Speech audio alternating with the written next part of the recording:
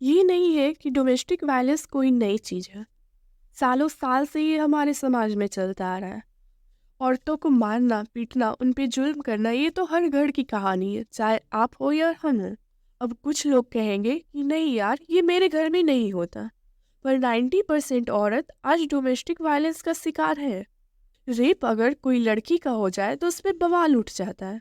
पर यदि एक औरत का रेप रोज उसके पति के द्वारा हो तो उस पे कोई सवाल भी नहीं खड़ा करता, क्योंकि वो उसका पति है। वो जो चाहे वो कर सकता है। वो चाहे तो बात बात पे अपनी पत्नी पे हाथ भी उठा सकता है, उसे डंडों से पीट भी सकता है। अगर औरत हिम्मत करके ये बात अपने पेरेंट्स को बताती है तो पेरेंट्स की तरफ से ये जवाब मिलता है कि तुम लड़की हो, लड़की को घर बसाने के लिए ये सब सहना पड़ता है। मैंने भी सहा है, तभी मेरा घर बसा है। और ऐसा नहीं है कि हर लड़की डोमेस्टिक वायलेंस को गलत मानती हो। यूनिसेफ के एक रिपोर्ट के अनुसार 50% लड़के और 45% लड़की डोमेस्टिक वायलेंस को सही मानते हैं। ये चीज यहाँ तक ही नहीं रुकती, बल्कि औरत को माँ बनने का भी दबाव बनाया जाता है। अगर वो इस चीज से इनकार कर दे तो उसे घर से बाहर निकालने की धमकी दी जाती है।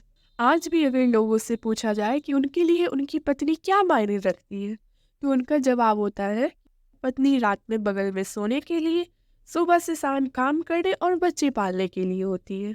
लोग आज भी अपनी पत्नी का ये डिफिनेशन देते हैं। यूनिसेफ के एक रिपोर्ट के अनुसार हर 3 में से एक लड़की डोमेस्टिक वायलेंस का शिकार होती है और हर 11 दिन में एक लड़की की मौत डोमेस्टिक वायलेंस से होती है। और ये सिर्फ जो हमें रिपोर्ट मिलती है उसके बेसिक पे है। पर ज़्यादा लड़की रिपोर्ट ही नहीं करती, या तो अपने परिवार के डर से या फिर अपने पति के डर से। WHO के अनुसार इसे वायलेंस पे कोई लीगल एक्शन भी नहीं लिया जाता, इसे इग्नोर कर दिया जाता है, क्योंकि उन्हें लगता है कि ये कोई क्राइम नहीं है बल्कि एक फैमिली मैटर है और नॉर्मल पार्ट ऑफ लाइफ है। डोमेस्टिक वायलेंस कोई जाति वाले लोग के साथ नहीं होता कि वो मुस्लिम है तो उसके साथ हुआ, वो हिंदू है तो उसके साथ हुआ। इसका शिकार हर कास्ट, हर रिलीजन की लड़कियां होती है। WHO के अनुसार औरतें जो डोमेस्टिक वायलेंस का शिकार होती है उनमें HIV और एड्स होने की संभावना ज़्यादा होती है, क्योंकि उसका पार्टनर उसे सेक्स के लिए फोर्स करता है और डर के कारण वो अपने पार्टनर का टेस्ट भी नहीं करवा पाती अगर उसे लगता है कि वो HIV इन्फेक्टेड है। लेस्ली मॉर्गन स्टीनर, जो एक अमेरिकन डोमेस्टिक वायलेंस विक्टिम रह चुकी है, उनसे पूछा गया कि क्या सिम्टम होते हैं डोमेस्टिक वायलेंस का, तो उनका जवाब था, स्टार्टिंग में अब्यूसर में कोई भी सिम्टम नहीं होता, वे नॉर्मल लोगों के जैसे ही होते हैं। पर उन्होंने बताया डोमेस्टिक वायलेंस का फर्स्ट स्टेज होता है कि अब्यूसर विक्टिम को पहले बहलाता है, फिर उसे अपनी तरफ अट्रैक्ट करता है, फिर सेकेंड स्टेज में अब्यूसर विक्टिम को सबसे अलग कर देता है। पर तब तक विक्टिम को पता ही नहीं चलता कि वो डोमेस्टिक वायलेंस का शिकार होने वाला है। और फिर अब्यूसर विक्टिम पर फिजिकली अटैक करने लगता है। जब उनसे पूछा गया कि उन्होंने उसी समय क्यों नहीं छोड़ दिया जब वो फिजिकली अब्यूज्ड हुई, तो उन्होंने कहा, मैं उससे बहुत प्यार करती थी और ये बहुत खतरनाक है कि आप अब्यूसर को बता दो कि मैं तुम्हें छोड़ दूंगी। तो अब्यूसर के पास कोई रास्ता नहीं बचता, उसे लगता है कि वो उसे छोड़ देगी और सब कुछ खत्म हो जाएगा। तो अब्यूसर के पास एक ही रास्ता बचता है, विक्टिम को मार देना, और इसका कारण भी औरत को ही दिया जाता है।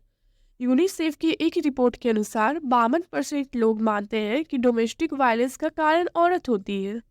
वो अपने पति को उकसाती है वायलेंस करने के लिए। जब एक एब्यूसर से पूछा गया कि उन्होंने कैसे अपनी पत्नी से मारपीट करना शुरू किया, तो उनका कहना था, उन्होंने बचपन में अपने पेरेंट्स को मारपीट करते देखा था और उसी से ये सब सीखा। ऐसा नहीं है कि डोमेस्टिक वायलेंस का शिकार सिर्फ एक औरत होती है, उनके बच्चे भी इसका शिकार होते हैं और ये बच्चे फिर बड़े होकर अपनी पत्नी के साथ भी यही करते हैं और ये साइकिल चला जाता है। अगर हमें इस साइकिल को तोड़ना है तो सबसे ज़रूरी है एजुकेशन। ये रास्ता जल्दी तो नहीं, पर लंबे वक्त में हमारी सोसाइटी में चेंज ला सकता है। पेरेंट्स लड़कियों को मत सिखाओ कि उन्हें घर बसाने के लिए ये सब सहना पड़ेगा, बल्कि लड़कों को सिखाओ कि अगर उन्हें अपना घर बसाना है तो वायलेंस को अपनी लाइफ से हटाना होगा। लड़कियों को ही पढ़ाओ, उसे इंडिपेंडेंट बनाओ ताकि वो अपने पति पर डिपेंड न रहे। एक रिपोर्ट के अनुसार लड़कियां अक्सर इस वायलेंस से बाहर नहीं आ पाती क्योंकि वो पूरी तरह अपने पति पर डिपेंड रहती है, इसीलिए वो ये सब सहती रहती है। I hope this video will change the mindset of people, not society. क्योंकि सोसाइटी हम लोगों से बनती है। अगर हमारा माइंडसेट अच्छा होगा तो हम एक अच्छी सोसाइटी डेवलप कर सकते हैं।